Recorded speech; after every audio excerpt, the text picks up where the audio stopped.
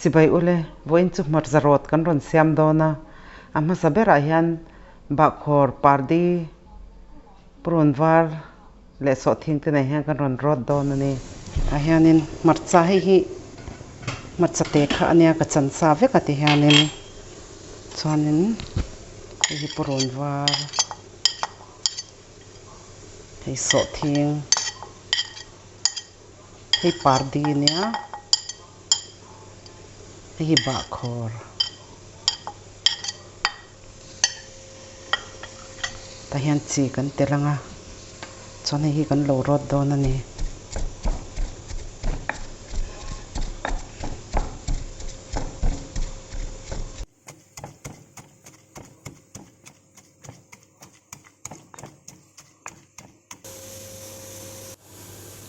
hi nia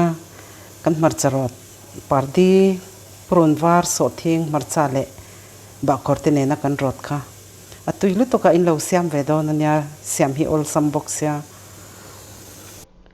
tomato te nen kan lo rot le ang Hmarcha le tomato hi ti hian kan ro phot dona ni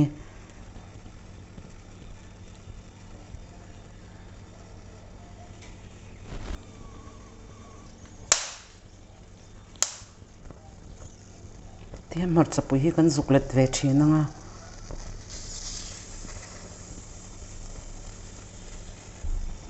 tomato po chu ti thawin ti han Hmarcha po hi alo min to a min tha khop me hai a Hmarcha zong hi kala chuak don ni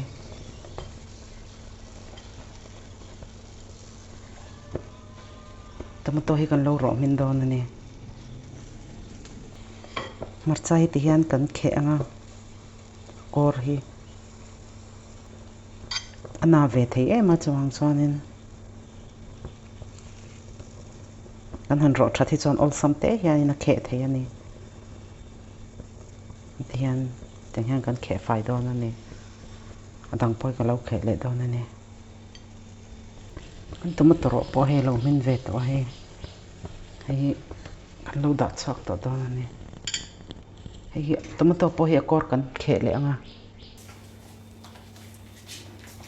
ti hian hei tomato po hi kan lo khe don ani anun hi tian kan payanga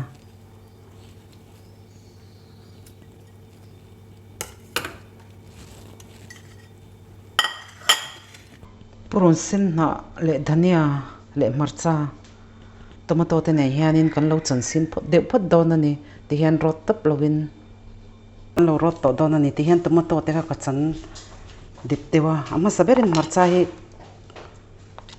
chinen kan rot phot don ani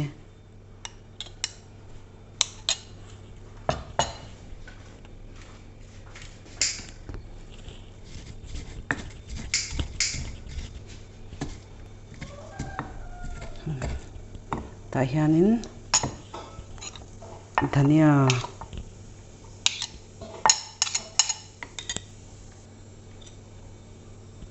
prun sin na le hi tomato khania kan lo rot pol to don ani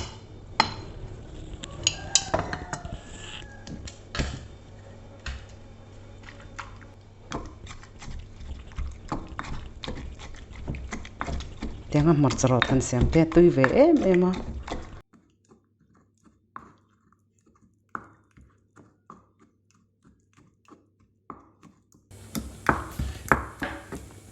kan lo rot zo te rai hi kan phor chhuak ang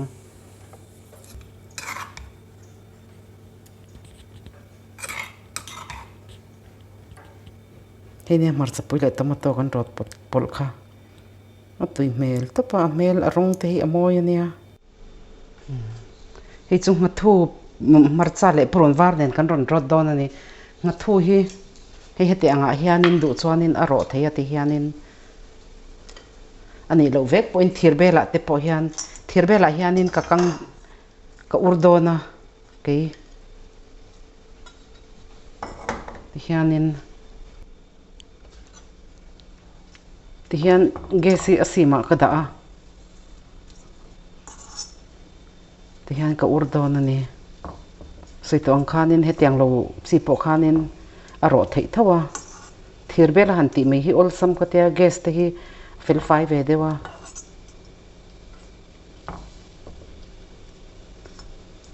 ngặt thu hi adu tan chuan a tui ve em a hian kan let ve dawn ani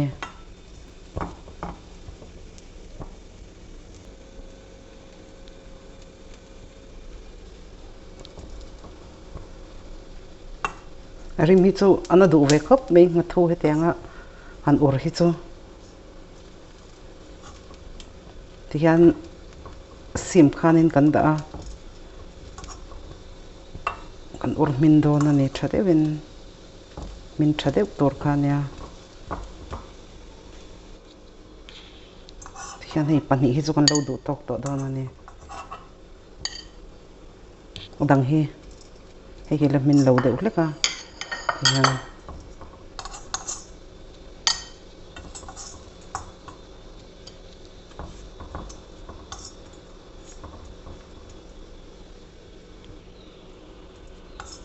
hian hi po hi lo tok phot to dawn ani gas hi ka off a hei kan lo ro tang hian Hmarcha hi a hnun hi ka thlon dawn a hian kan lo mal vek anga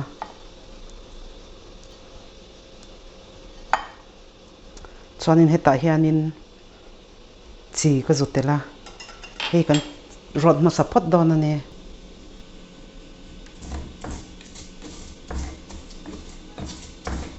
hian kemin Hmarcha hi lo ke ve ta hianin purun var hi ka zuk khak dawn ani ka Rawt tel ve ngal dawn a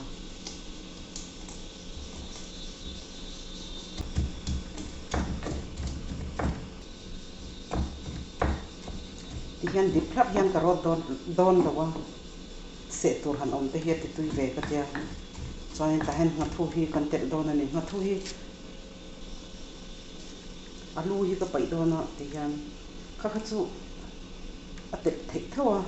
mani du dan khan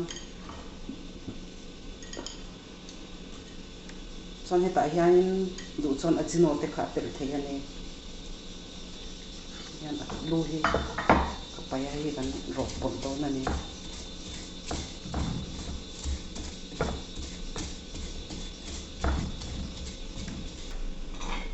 se tong khan dip te khan chit te khan ka Rawt dawa se tur han om kha khan ina ti tui ve hi ka tia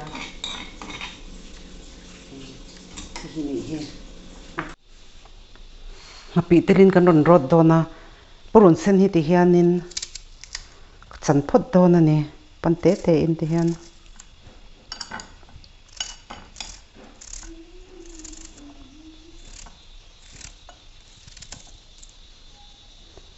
ngapi ka man tur hi hel e an ti ang kha ni ta ngapi kan ang te po kha man thei reng ani ke hei hi kan ti hmuyanga chuan chu ka mang dawn ani hei ngapi hei hi ka mang dawn a ngapi hi ti hianin fianah hianin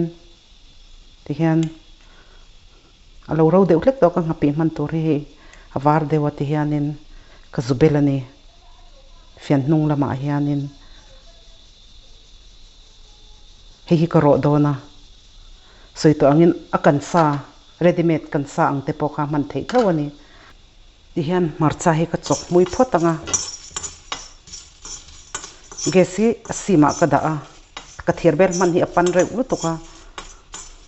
chawang chuan gas hi a sima ka da ti hian ka chok ro dawn ni Hmarcha mui pangai te po kha man theia a in ang renga Hmarcha po lo tok to hei ka phor chhuak dawn ani hei ti hianin fiana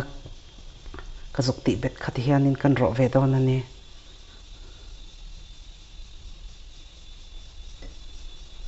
a tam lu tuk chuan a ron tla top du ve thina hei wa chuwang chuanin film khur ve hi ngai a me heta me bet ne ve hi angai ani hian mei sa deuh hleka kan hliawa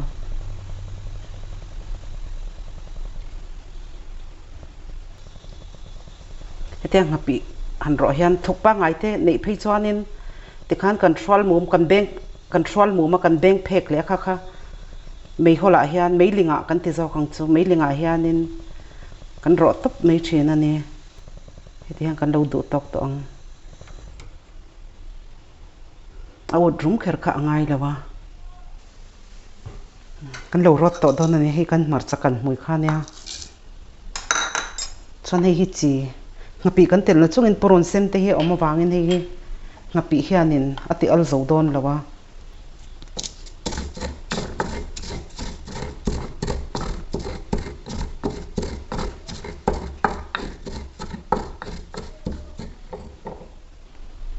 ta hianin poron sen kha ka zok thla ka he chuanin kan ngapi ro kha zok tel le a tianga ngapi le poron sen ro the tui ve khop me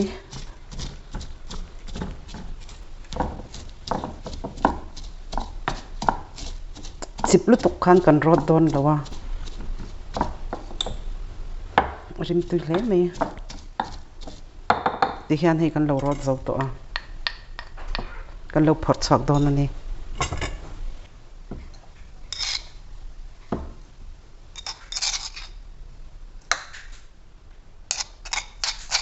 ka Hmarcha rot ho te thai ti zong te ni chuanin in lo siam ve don ania hi niang ngapi le poron sen kan rot kha rim te hi tui lutuka thai ti zong te ni chuan in lo siam ve don ania ka channel min lo clear saka wangin kalo me